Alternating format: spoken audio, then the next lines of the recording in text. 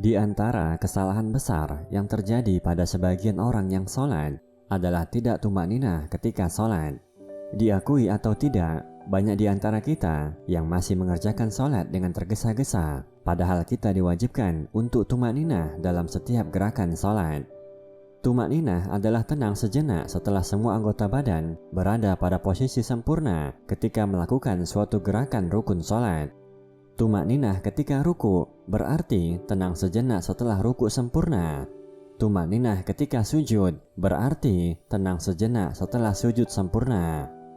Tumakninah ketika sholat adalah bagian dari rukun sholat, sehingga apabila ditinggalkan, baik sengaja ataupun tidak sengaja, maka sholatnya tidak sah.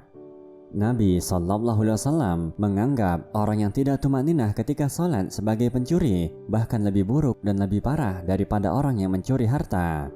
Beliau bersabda, sejahat-jahat pencuri adalah orang yang mencuri dari sholatnya. Para sahabat bertanya, wahai Rasulullah, bagaimana mencuri dari sholat?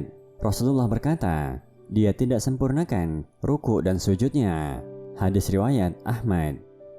Kewajiban mengerjakan setiap gerakan sholat dengan tumakninah berdasarkan hadis mengenai orang yang sholatnya salah.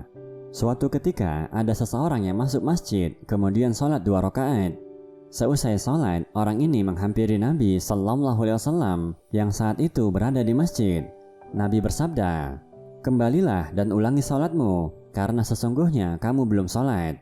Ini terjadi sampai 3 kali, maka laki-laki itu berkata, demi zat yang mengutusmu membawa kebenaran, aku tidak bisa melakukan sholat yang lebih baik dari itu, maka ajarilah aku. Kemudian Nabi SAW bersabda, jika kamu hendak mengerjakan sholat, maka bertakbirlah, lalu bacalah ayat Al-Quran yang mudah bagimu, kemudian rukuklah sampai benar-benar ruku dengan tumakninah, lalu bangkitlah hingga kamu berdiri tegak. Setelah itu sujudlah sampai benar-benar sujud dengan tumakninah. Lalu angkat kepalamu untuk duduk sampai benar-benar duduk dengan tumakninah. Setelah itu sujudlah sampai benar-benar sujud dengan tumakninah. Kemudian lakukan seperti itu pada seluruh salatmu. Hadis riwayat Bukhari dan Muslim. Berdasarkan hadis ini, para ahli fikih menyimpulkan setidaknya ada 4 gerakan rukun dalam salat yang wajib tumakninah, yaitu tumakninah ketika ruku, tumakninah ketika i'tidal, tumakninah ketika sujud, dan tumakninah ketika duduk di antara 2 sujud. Terdapat suatu riwayat di mana ada orang yang selama 40 tahun sholatnya tidak sah karena tidak tumakninah. Dari Huzaifah radhiyallahu anhu bahwa beliau pernah melihat ada orang yang tidak menyempurnakan ruku dan sujud ketika sholat dan terlalu cepat.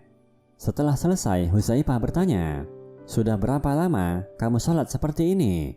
Ia menjawab, 40 tahun.